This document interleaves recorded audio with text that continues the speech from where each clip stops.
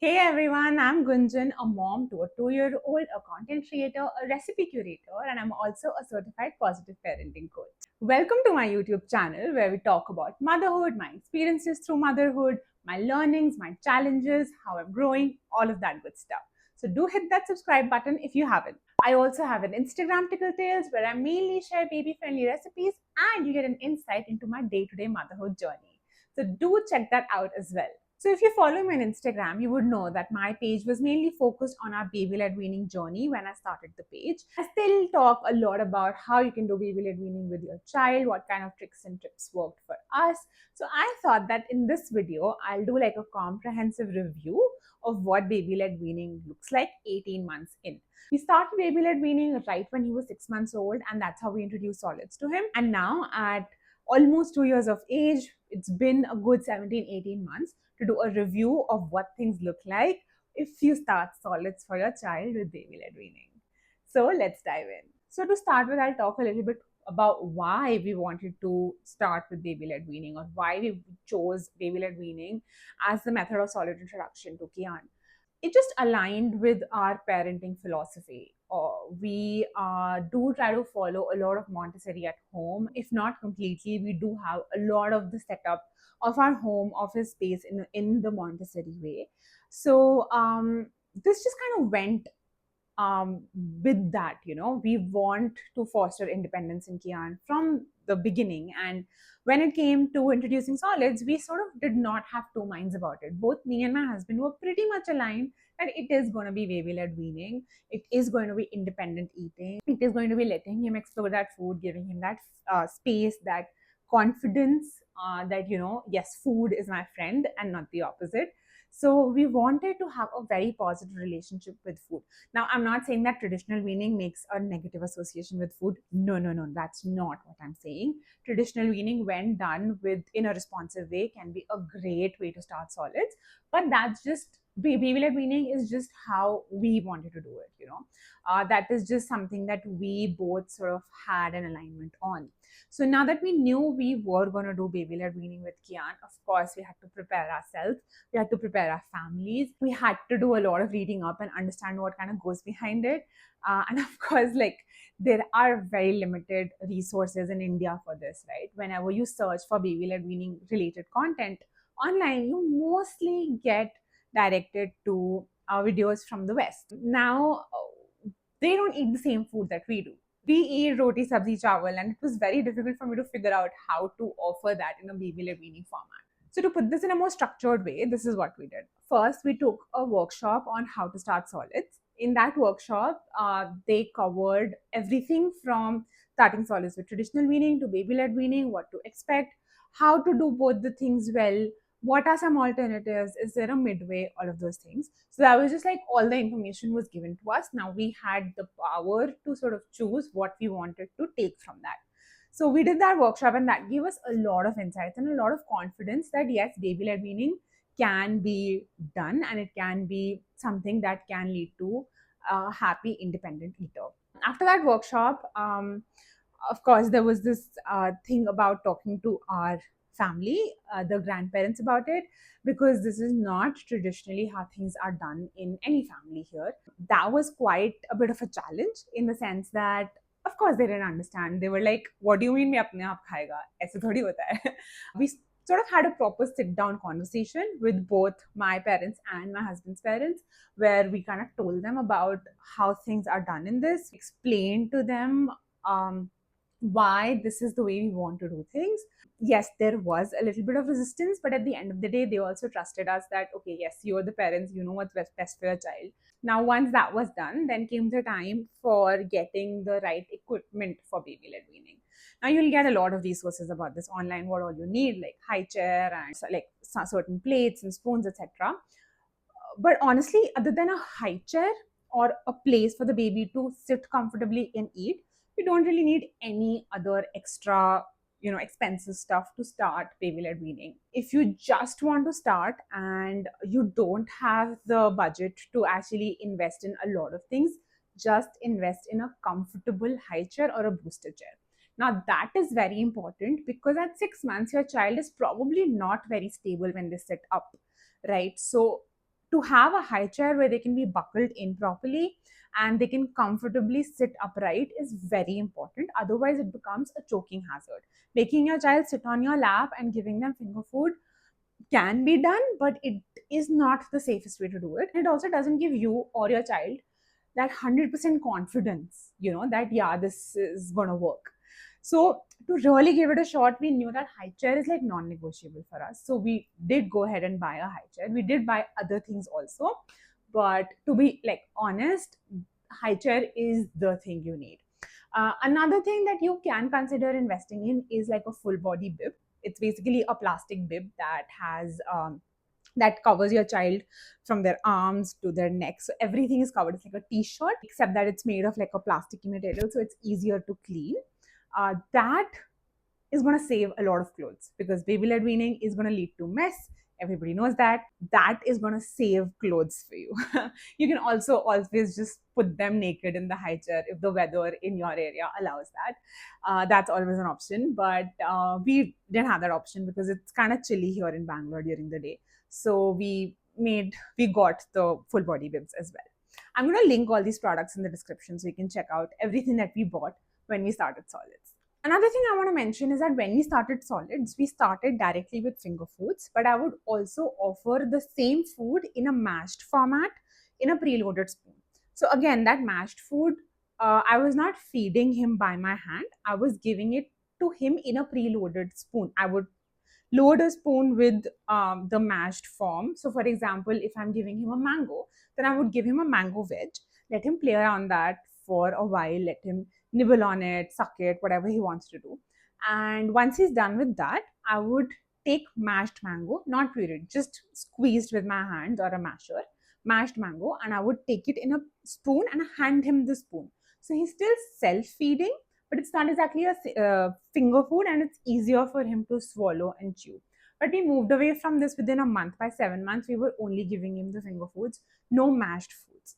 And when we started with like single ingredients, of course, because we were introducing ingredients every day. And post that, we sort of moved on to introducing 2 to 3 ingredients in one dish. And I think by 9 months, we were at the stage where we were offering 2 to 3 options in a plate. So he would have dal, he would have rice, he would have maybe some salad. So he would have 2 3 options to choose from on his plate. By 11 or 12 months, he was, I would say, 90% of the on the family pot.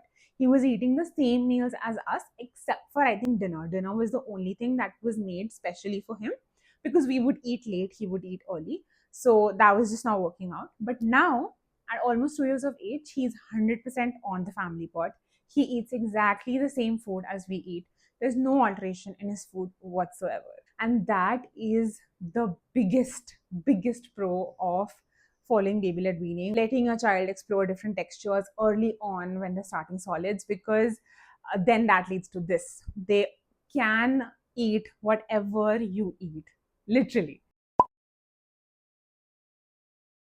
Like I give him granola. I've made granola, which is like proper, has seeds and nuts and stuff. He eats that and he eats that really well. He's able to chew that really well. He has developed that because I gave him that opportunity to practice it from early on. Now, needless to say, of course, we faced a lot of rejection through these past 18 months of solids, of baby led weaning. Like every other child, he also rejected meals at different occasions, when he was teething, when he was sick, when he was constipated. Oh, we had this whole episode of constipation with him. I think I'm going to make a separate video on it because it was like a really tough time for us. And it took us a long time to figure out what was the cause of the constipation. But yeah, like there were times because of his health, he was rejecting solids. And now, as he's entered the toddler stage, there is also rejection of solid just because of mood. There's no hunger issue, there's no teething issue, there's no tummy issue. It's just I don't feel like eating this. So that also happens. I think I had a few guiding principles that really helped me go through these rejection phases. Number one, I have never force fed him. I have never let anyone force feed him. There have been times when he's sat in meals and other people from the family are sitting on the table and they tend to sort of, push the child to eat more. But I always stop that. I never let anyone force feed him. So that is like a strict rule that I have. Another rule is that I don't distract feed him. I'll be honest, there was a phase when there was a bit of distraction feeding that started happening naturally. There was a phase when he was rejecting the high chair completely around 13, 14 months of age. And at that time, he would eat on the floor with a lot of toys and books around him. But initially, I was making sure that even if there are toys and books around him, he would eat on his own with his own hands. But slowly, I saw that that was also not happening. You know, if my nanny is sitting with him, she would just put a bite in his mouth while he was playing. And when I realized that that was happening, I completely stopped it. Like, I made sure that no, this is not going to work out. We do not distract feed in this house. So we went back on the high chair, dealt with a lot of tantrums, a lot of solid rejection also because of that. But I was very adamant on this rule. Yeah, so no distraction feeding, no force feeding. Two very, very important guiding principles. The third one, which I believe, if not done properly, can lead to extreme picky eating as they grow up, is offering alternatives. I never in the past 18 months have offered Kiaan an alternative when he rejected a meal. And that was again a guiding principle I decided right at the beginning. If he's not eating what is served on the plate, then that's it. There's going to be no alternate food that is presented to him just so that he eats. And he knows this. So that is one reason he will eat according to his hunger, whatever is presented to him. Even if he doesn't like it, maybe he'll not want to eat it, but he will still eat a little bit to fill his tummy till snack time. He knows this much. So not having alternative food is another thing that I was very strict of. No matter how much he's rejecting solids, I never gave him alternates. I would play around with meal times in that case. So suppose if he doesn't eat lunch, he only eats like 20% or 30% of lunch, I would give him snack early, maybe in 1 hour or so, but still I would never be like, okay, you don't want to eat this, give me this, I'll give you curd rice, I'll give you curd, I'll give you fruits that you like. Never. So, three guiding principles so far: never force feed, never distract feed, no alternatives whatsoever. You know, I genuinely feel that because I started solids for Kiaan with baby led weaning, I trusted his hunger cues completely. And from the beginning, I never tried to, feed him extra food just to satisfy myself. I also became better at it with practice. And when the real solid rejection phases of toddlerhood hit us, because I'd already practiced trusting him from the beginning, it was easier for me to trust him even now. Of course, I would feel worried. I would want him to eat. I would want that, he eats more, or like I would want him to finish his food. Of course, like any other mother, I would too. But that training that you need to give to your mind to trust your child and not force feed started from the beginning for me. And that I feel genuinely helped me. I think this is one of the very big pros of baby led weaning, that along with the child practicing self feeding right from the start, the parents are also practicing letting go of control right from the start.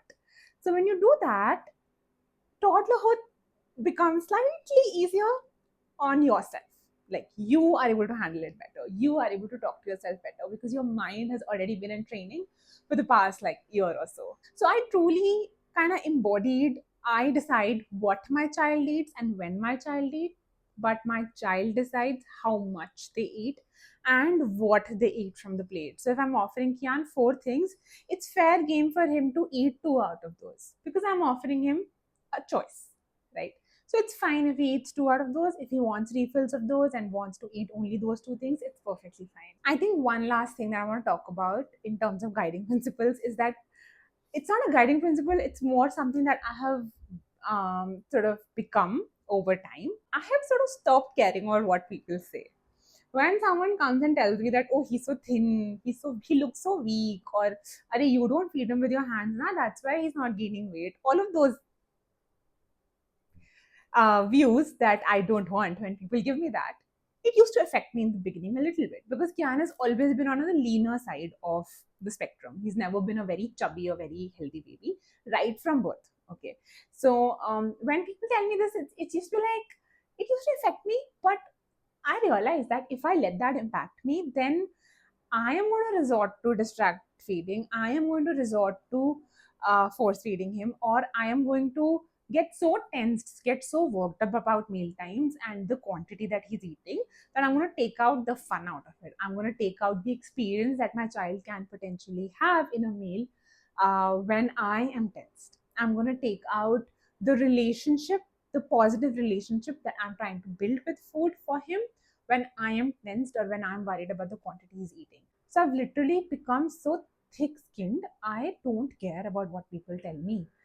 I think content creation has also played a big role in that, because when you post something and people don't agree with you on that and there are a lot of negative comments, you have to train yourself to not get impacted by it. I still do get impacted by it, but you sort of have to train yourself for your own sanity to let it go and just be like, ठीक है यार, लोगों का काम बोलना है, वो बोलेंगे, but you be strong in what you believe in. So 1.5 साल से practice हो रही है, अभी भी practice चल रही है. I haven't perfected it, but one thing I've perfected: if someone comments on my child's look, weight, height, how he does something, his ability to do something, it has zero impact on me. It has zero impact on me. Like, मुझे फर्क ही नहीं पड़ता, तुम्हें जो बोलना है बोलो.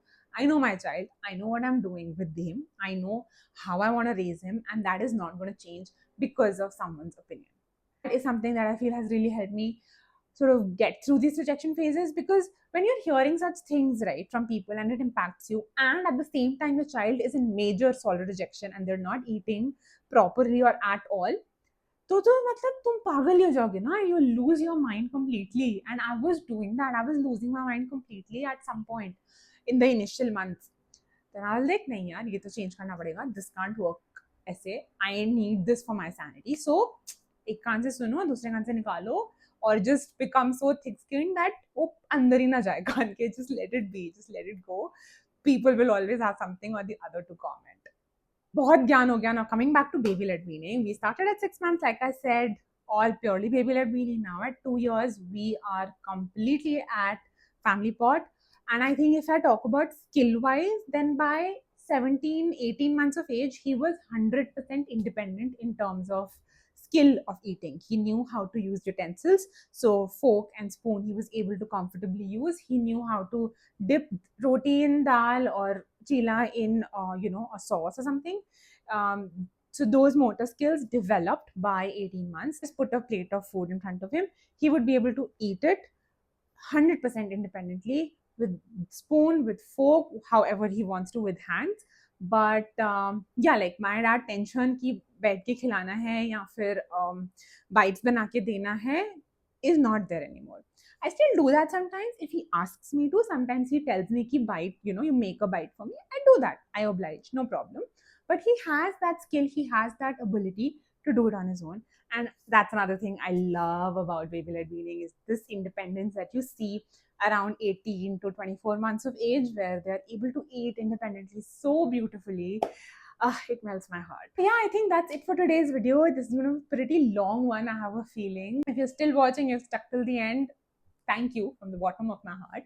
If you have any recommendations on what kind of videos you want to see on this channel, drop them in the comments and I will be happy to make them. See you next time.